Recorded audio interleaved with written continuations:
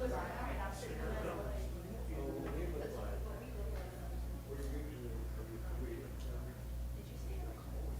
think I got it from him last week. Yeah. I don't know, you got a that cool last week? You know, you were doing all the radio stuff.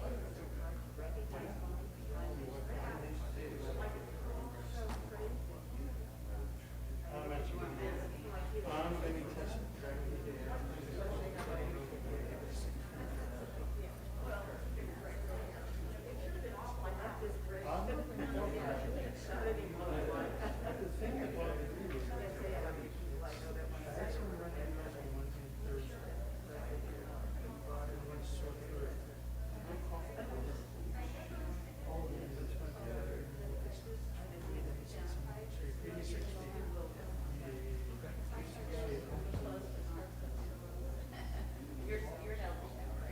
Yeah, he's not, he was sneezing the whole time.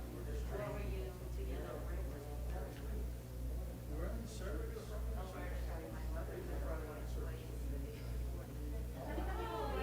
And if I got anything, that's when I would buy it.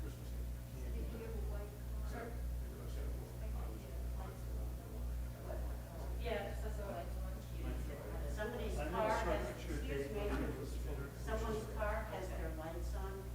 White color. White color. Safe.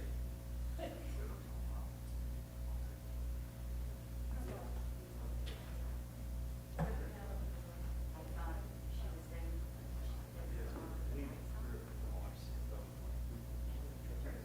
Yeah, up the hill. I saw her over there. Maybe she's consulting.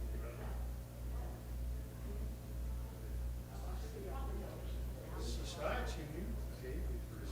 She looked pretty big. It was really, no,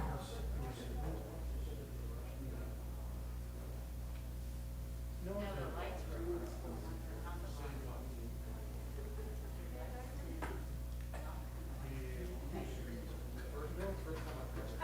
do you have anything in there? I've never had. Well, if his lights are on. Well, you can tell they go to women. They usually go up to 30 seconds.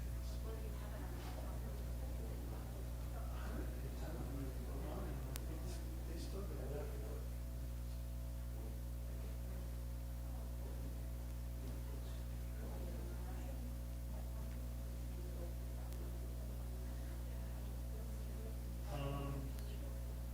You're saying the last few days or now? No, I sleep.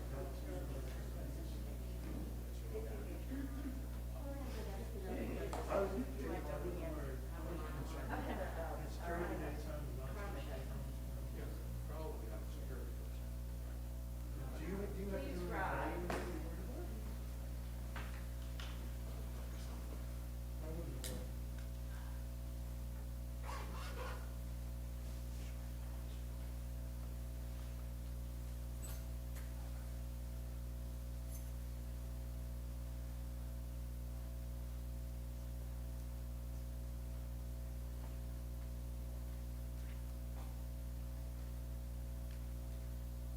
Please be seated.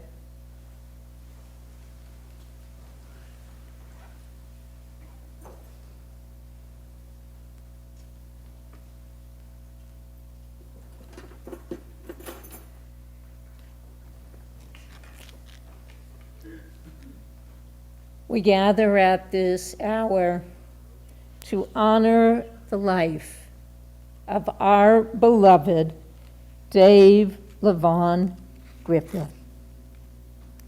We come here in person, as well as the many who are with us on Zoom, to share in a service of memorial and to offer our support, most especially to grieving family and to friends from far and near. During the worship service, we do ask that those who are in the sanctuary keep your masks on above your nose and your mouth. Those who are speaking, if you are comfortable, may take down your mask when you are speaking. Those who are on Zoom, we ask that you keep your Zoom box on mute until the end of the service, when we'll have a brief time where you can offer your words of support to the family. And for those who are here in our sanctuary following the service, the family will be led out to their cars, and because of our current conditions with the pandemic, will not be receiving you at this time, and invite you to send messages through the routes that were on your message you received about this service. Thank you, everyone, for coming. Again, I'm Rabbi Lucy Dinner, and we are honored to be able to lift the life of Dave Griffith here in our sanctuary, a life of service, dedication, and devotion, which deserves honor before God and before our country. We remember him and join our hearts together. We look for comfort and strength, especially for his family. Mourning is a time filled with many emotions and memories, both bitter and sweet. We begin our service with psalms and prayers, thus linking Dave Griffith's life with the millennial-old tradition of our people and all humanity before God. Adonai, who may abide in your house, who may dwell in your holy mountain? Those who are upright, who do justly, who speak the truth within their hearts, who do not slander others or wrong them or bring shame upon them, who scorn the lawless and, come what may, do not retract, who do not exploit others, who do not take bribes. Those who live in this way shall never be shaken.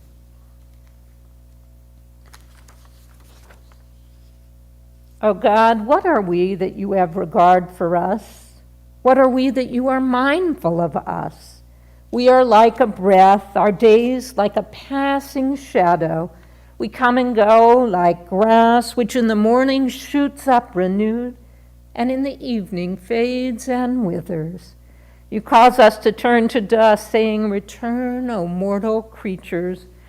Would that we were wise, that we understood where we are going. For when we die, we carry nothing away. Our glory does not accompany us. Mark the wholehearted and behold the upright, for they shall have peace. Join with me, if you will, in the familiar words of the 23rd Psalm. The Lord is my shepherd, I shall not want. God makes me lie down in green pastures. God leads me in right paths for the sake of your name. Even when I walk in the valley of the shadow of death, I shall fear no evil, for you are with me. Your rod and your staff, they comfort me. You have set a table before me in the presence of my enemies. You have anointed my head with oil. My cup overflows. Surely goodness and mercy shall follow me all the days of my life, and I shall dwell in the house of God forever.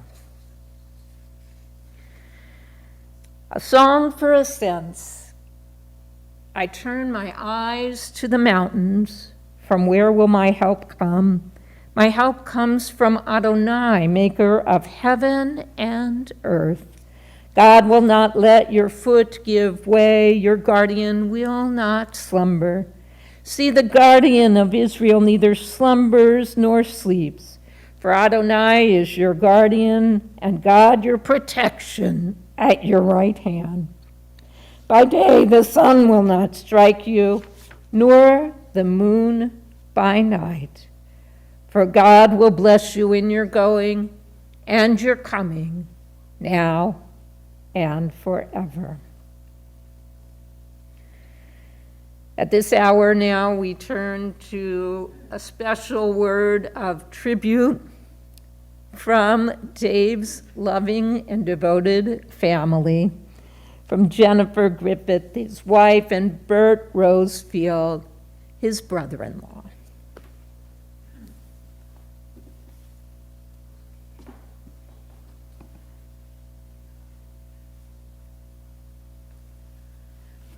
I do want to thank everyone for being here. And I see my sisters-in-law up there.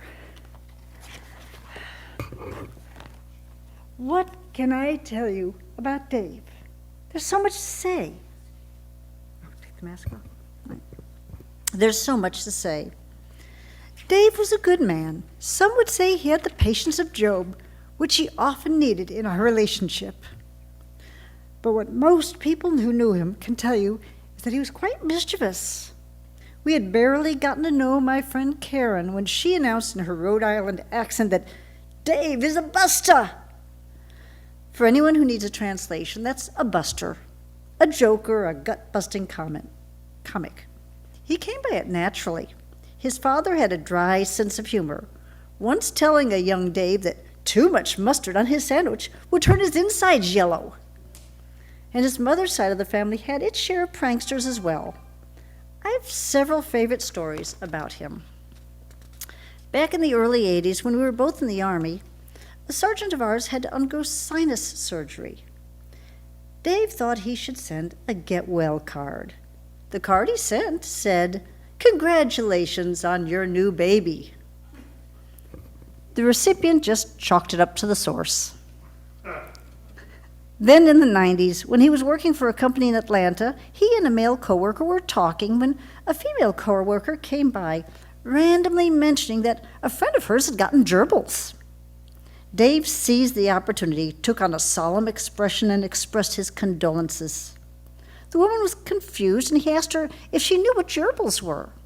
She admitted she didn't, so he went into detail about what a terrible, incurable disease gerbils was, with the other coworker chiming in with additional comments.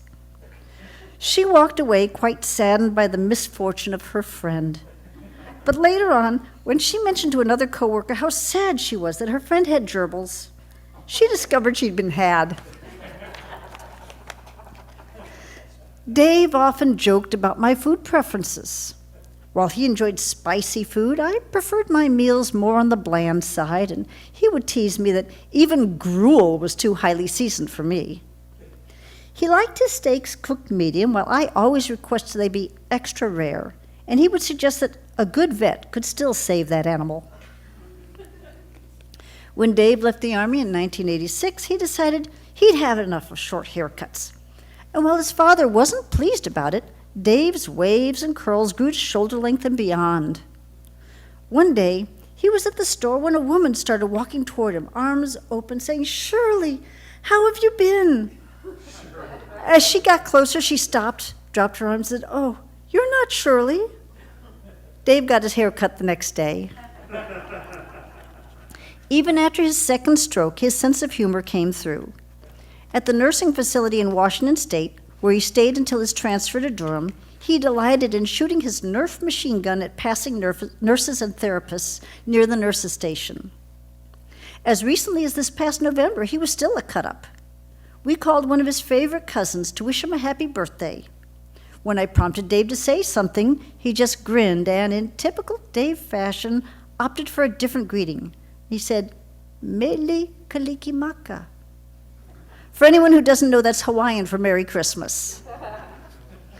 Dave would often repeat tales of his time at Schofield Barracks, Hawaii, where he was assigned to an infantry unit known as the Wolfhounds. He was proud of that unit and the camaraderie among the guys, but also was less than flattering about the duty station itself with its high humidity and bountiful foliage. He'd say, "You see all that pretty scenery? We were walking around under it." He would tell me about some of the guys in his unit and the trouble they sometimes caused, with a gleam in his eyes. And he'd tell me, once a wolfhound, always a wolfhound. Dave and I bought a house in Georgia while still engaged. And one day, I think it was in May of '87, he was talking with his father on the phone, asking him when we could expect a visit from him.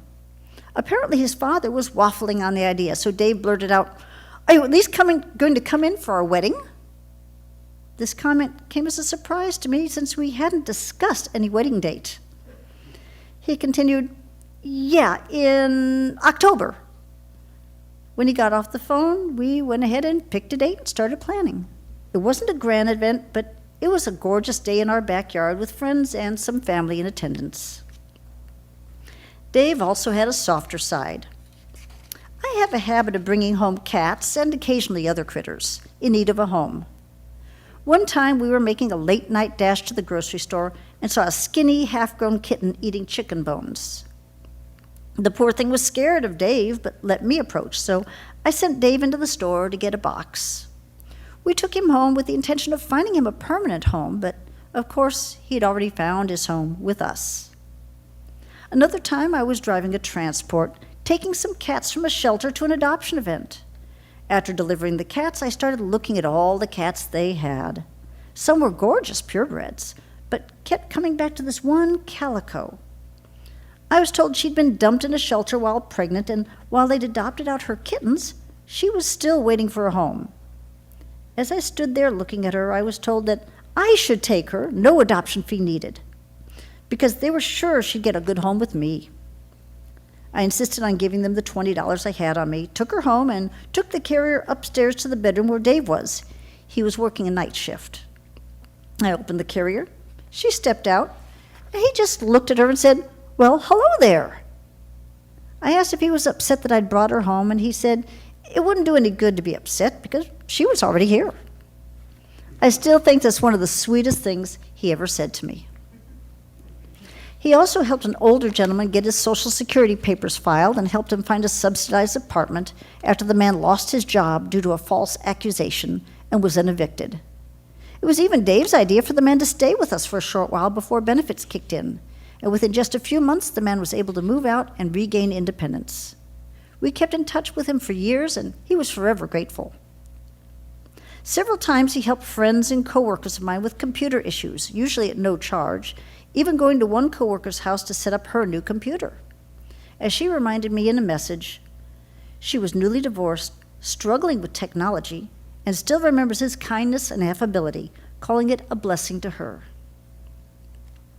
Obviously, I could go on about Dave's life, his personality, and his good heart, but I want to close by saying that Dave touched many people during his life, both before his strokes and after, and I know he'll be missed by a lot of folks. But his 12-year fight is over, and he left on his terms. Not many people can do that, but leave it to the wolfhound. As their motto says, no fear on earth.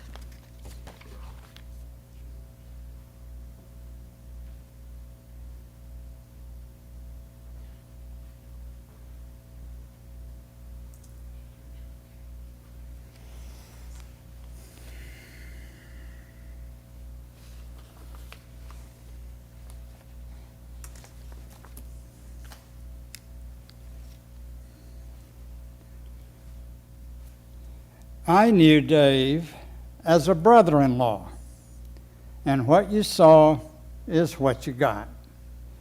He loved Jennifer, dogs and cats, offbeat humor, hot peppers, more the merrier, in fact, life itself.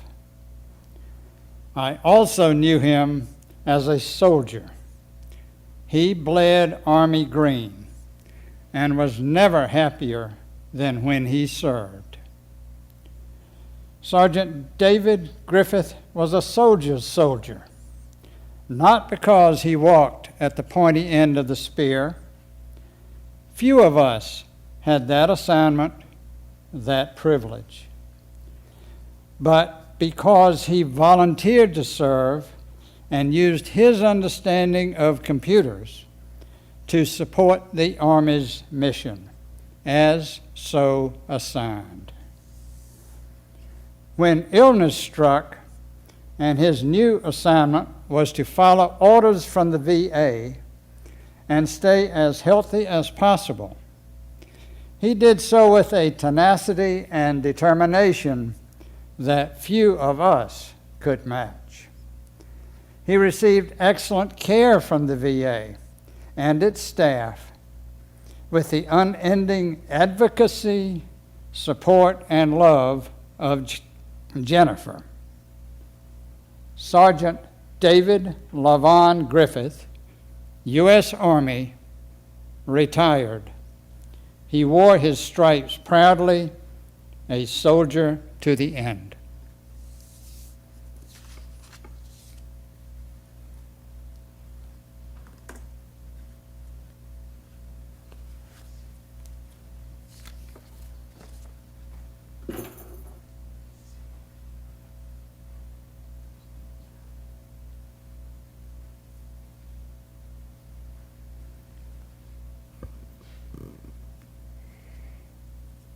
As we honor the life of Sergeant David Griffith, we pray that he has now found peace after a long battle.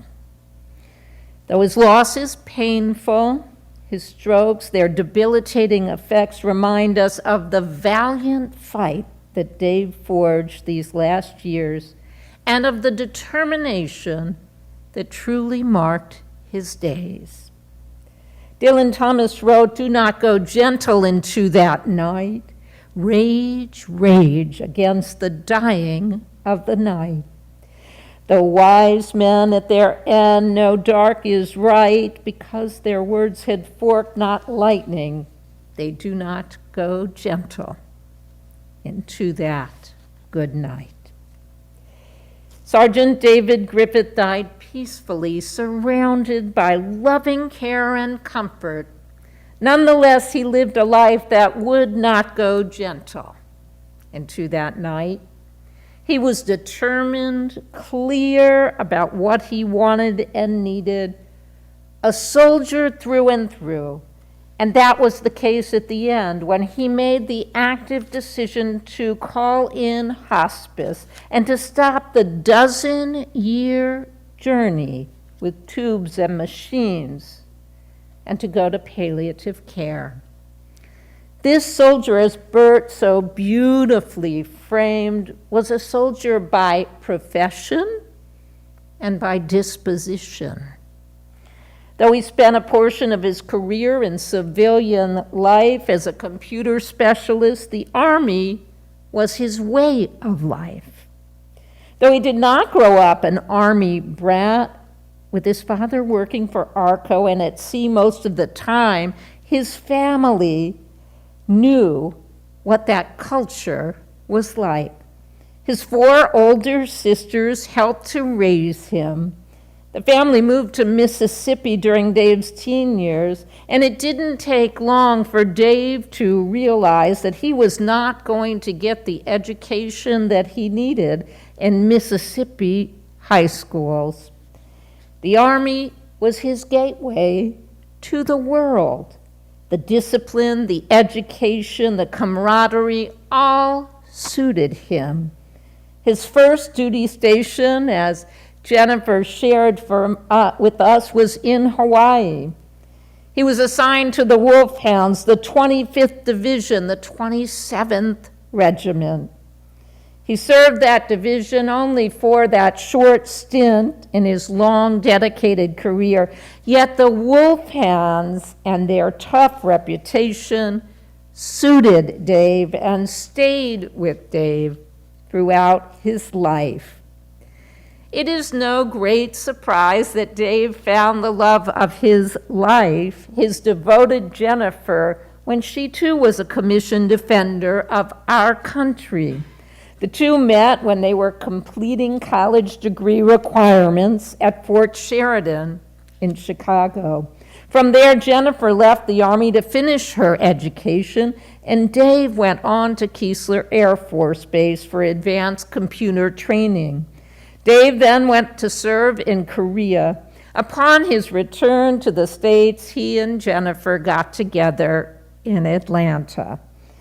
And that engagement story became typical of the way the two of them communicated with each other throughout their lives, oftentimes surprising each other, but always doing so with love at the heart. By the time that they got married, Dave was working in the civilian world, but shortly thereafter he returned to the Army with the wise realization that that was where he truly belonged. Through service to his country, Dave lived into his highest aspiration. Jennifer lovingly accompanied him on base, living the life of an Army wife, and eventually in her own way, returning to serving her country through the way that she nurtured Dave and so many others in the VA. Dave and Jennifer were married for 21 years before he had that first stroke. In those 21 years, they enjoyed hiking and outdoors and travel, and, well, life was an adventure. The stories of the yearly anniversary surprises that the two of you built for each other are a testament to your ongoing commitment, affection, and the creativity that both of you poured into your relationship. Dave also loved working on scale models of planes, rockets, anything to do with flying. The energy he channeled into his models and the hours of precision work that takes speak volumes about the discipline that girded Dave's life. Dave loved the Washington Air and Space Museum, his pets, especially enjoying with you, Jennifer, the love of dogs and cats. He always had a wide eye at air shows. Never the social butterfly. He expressed himself through gestures as much as words. Nonetheless, he lived life big, marching to his own drummer.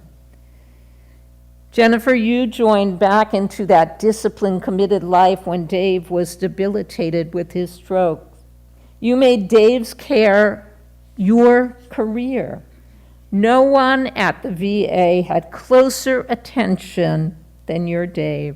No stroke victim, veteran or not, had the assurance of better care anywhere. While many go through such devastating strokes as Dave did, living out their lives in sterile care with little stimulation, for Dave it was the opposite. You took him everywhere. To the movies, backstage with Larry the Cable Guy and Blue Man Group, to Temple. Okay, maybe Temple wasn't at the top of his list, but it was surely a way for him to show his love and support for you. You had your house built especially to meet his needs, and you brought him home many times. Though the very year of your anniversary surprises had fallen for you to keep during these last times, the zeal that both of you had for your relationship never waned. Just a few weeks ago, the two of you celebrated Dave's birthday with that special Zoom call with Leonard Skinner. And it wasn't just a periphery hello. No, he spent 15 minutes or more with you and the family. Dave could not have been more thrilled, nor more surprised. What a fitting capstone to the devoted life he led and to the devoted relationship you shared. As we say goodbye to Sergeant David LaVon Griffith, let us salute a life well lived, a life of service, integrity, and grit and determination. May Dave's honor be carried on in us and through us, that we will remember him for blessing. Amen. O God, who dwells in the shelter of the Most High and abides in the protection, we say to you, you are our refuge and our stronghold. My God, we have our trust in you, for you will save us from the fowler's trap, from the destructive plague. God will cover you, will find refuge under God's wings. God's fidelity shall be an encircling shield. In the rising of the sun and in its going down, we remember him.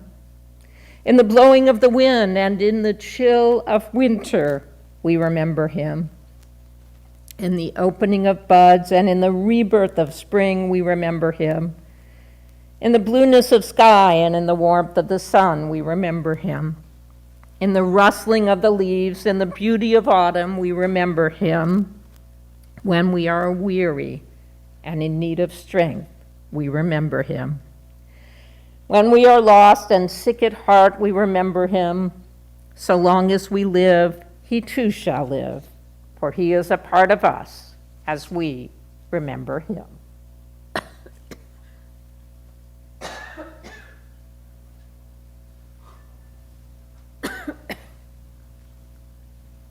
Excuse me, I have sinus, not to worry.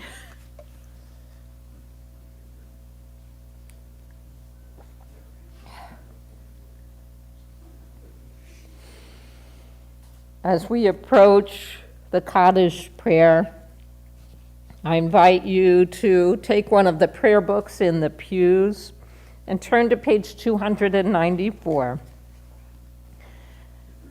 May the love of the eternal connect us with our beloved. May it give us strength as we turn to recite the words hallowed by time, sanctifying the name of God. We honor the memory of David Levon Griffith with the words of the Kaddish set now before us. I invite you to rise as you are able. Yitgadal v'yitkadash shemei Rabbah, v'alma divrach hirutei v'almich malchutei, v'chayachon u'vyomechon u'v'chayed kol beit Yisrael, v'agala u'vizman kariv v'imru amen. Yehei shmei Rabbah mevorach leolam omei almaya, yitbarak v'yishtabak v'yitpa'ar v'yitramam v'yitnaseh, V'yitadar, v'yitalev, v'yitalal, shemei dekudisha briachu. Le'elam min kol birchata v'shirata, tushbechata v'nechemata. Damiran v'alma v'imru, amen. Yehei shlama rabba min shemaya, v'chayim aleinu v'al kol Yisrael, v'imru, amen. Osei shalom b'mrumav, Uyaseh shalom, aleinu ve'al kol Yisrael, v'imru, amen. May the heavens above spread peace among us and among all who mourn, and let us say together, amen. You may be seated. I invite forward now the honor guard for the presentation of the flag.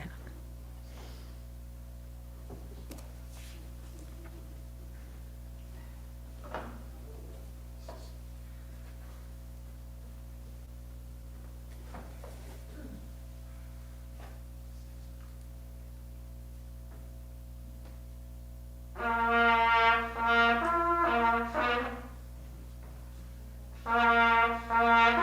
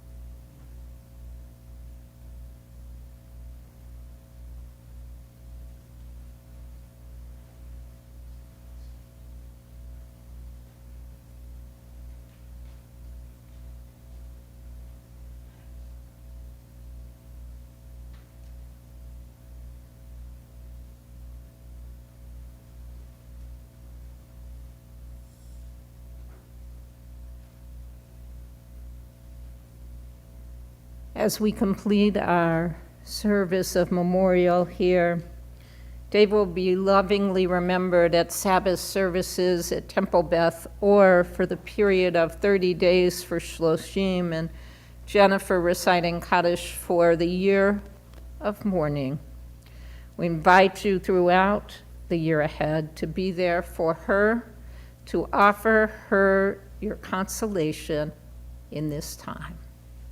As we complete our service, I invite those who are on Zoom to unmute or to say in the chat some words which we will save for the family, and to offer just a few words of consolation.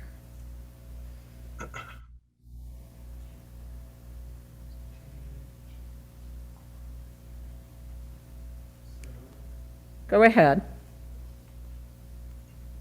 I was in the 14th Infantry Regiment, which is a sister of the 27th Wolfhounds, the 25th Division, 8th Army in Korea. And when the sergeant came by with Jennifer, I would always give my greeting to him. And if you weren't there, I'd say, Jennifer, give my regards to the sergeant. And so she did. And it was a very moving service. We have our deepest condolences. And my condolences, of course, to Our condolences. Jennifer. Our condolences to Jennifer. And that's to a brother soldier. Thank you. Thank you.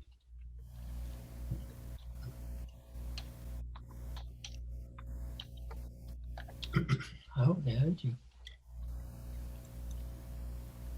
Jennifer, my thoughts are with you, the rest of Dave's family. I'd like to just say a word. Jennifer, I met Jennifer at Temple Bethor. And at the time she told me all about you as being a caregiver for her mother and her husband. And I've never seen somebody so devoted to being a caregiver. Dave went to rock concerts. Dave went outdoors with that wheelchair. Dave went to movies every holiday. She smuggled animals into that VA. And it was just the most heartwarming thing I have ever seen. Jennifer, you're a trooper, and I welcome this new chapter of your life now that this period is done with honor.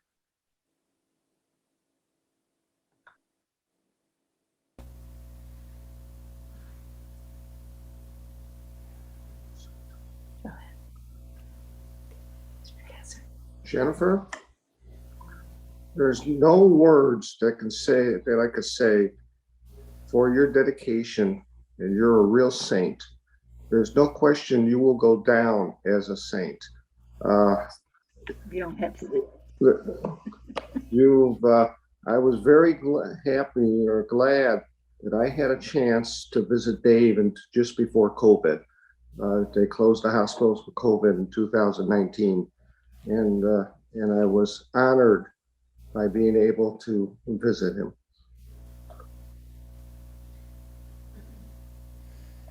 That's you.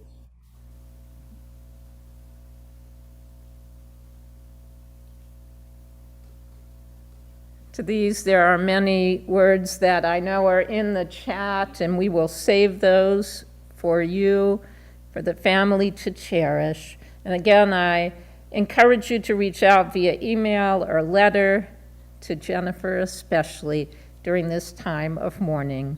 And now I invite the congregation to rise as the family will lead us out.